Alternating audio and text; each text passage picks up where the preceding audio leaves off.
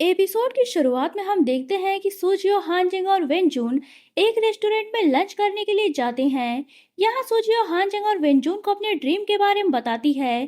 तो वेनजून कहता है कि जरूर तुमने साइरन शिप पर मौजूद किसी की मैन का की वाइटल स्टोन यूज किया होगा, इसीलिए तुम उसका ड्रीम शेयर कर पाई हो, उसके बारे में देख पाई हो। ये सुनकर सूजियो हैरान होती है। यहाँ उसे रियलाइज होता है कि जब जब उसने हानजिंग के की वाइटल स्टोन का यूज किया था, तो उसे ड्रीम में हानजिंग भी उसे देख रहा था। ये सब सोचकर वो काफी ज्यादा एम्बैरेस फील करती है। इधर हेयिंग वेनयिंग के पास जाकर उससे वेनजून के बारे में पूछती है कि वो उसे पसंद करता है या नहीं। इस पर वेनजून उसे भी वही सलाह देता है जो उसने वेनजून को दी थी। वो उसे कहता है कि तुम वेनजून को जेलस फील करवाओ, अगर वो तुम्हें पसंद करता होगा तो उसे बुरा लगेगा। इधर सूजियो, हानजिंग और वेंजून ने सिटी के लोगों में ये ऐलान करवा दिया था कि जो भी सायरन म्यूजिक को जानता है वो पुलिस स्टेशन आकर उसकी धुन सुनाए। अगर किसी की धुन सूजियो के ड्रीम में सुनाई गई धुन से मैच कर जाएगी तो उसे बड़ा इनाम मिलेगा। तभी वहाँ हेजिंग कुछ स्वीट्स लेकर आती है।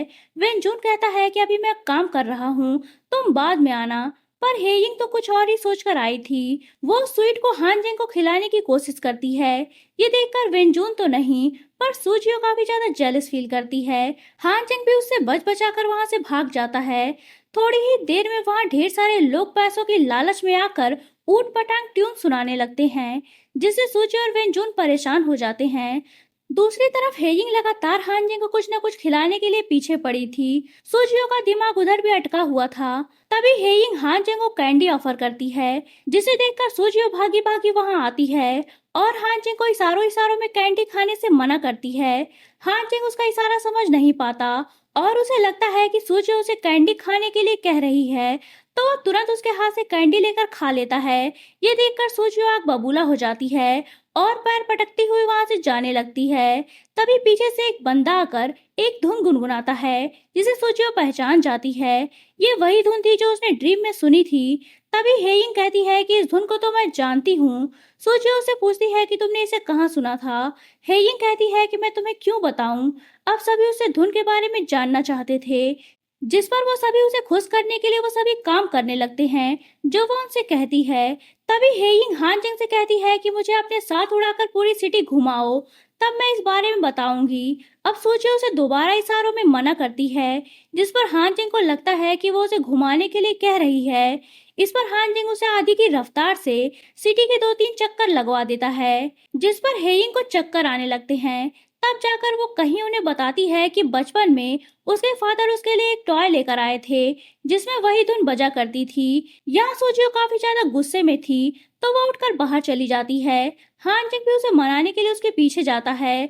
उनके जाने के बाद वेंजून हेइंग से पूछता है कि क्या तुम सच में हानजिंग को पसंद करती हो, जिस पर हेइंग कहती है कि हाँ।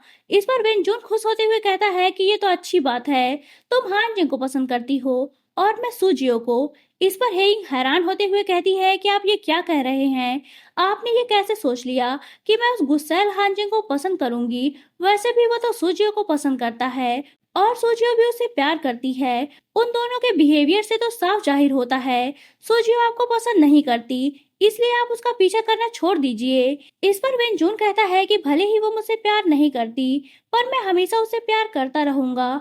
मैं उसे किसी भी कीमत पर छोड़ नहीं सकता।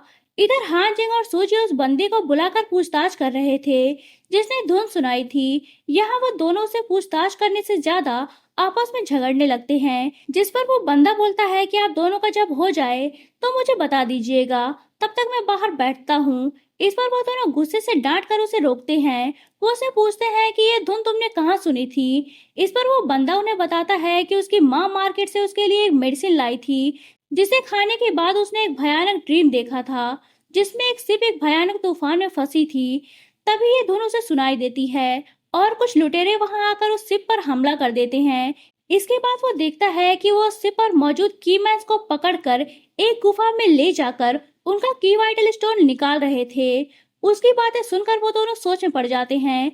नेक्स्ट डे हेइंग वेनजून को लेकर अपने फादर की शॉप पर जाती है, जहां वो मैनेजर से अपने बचपन के टॉय के बारे में पूछती है, जिस पर मैनेजर कहता है कि उसे तो काफी टाइम हो गया, मुझे नहीं पता कि मास्टर ने उसे कहां से बनवाया था और वो इस वक्त कहाँ है।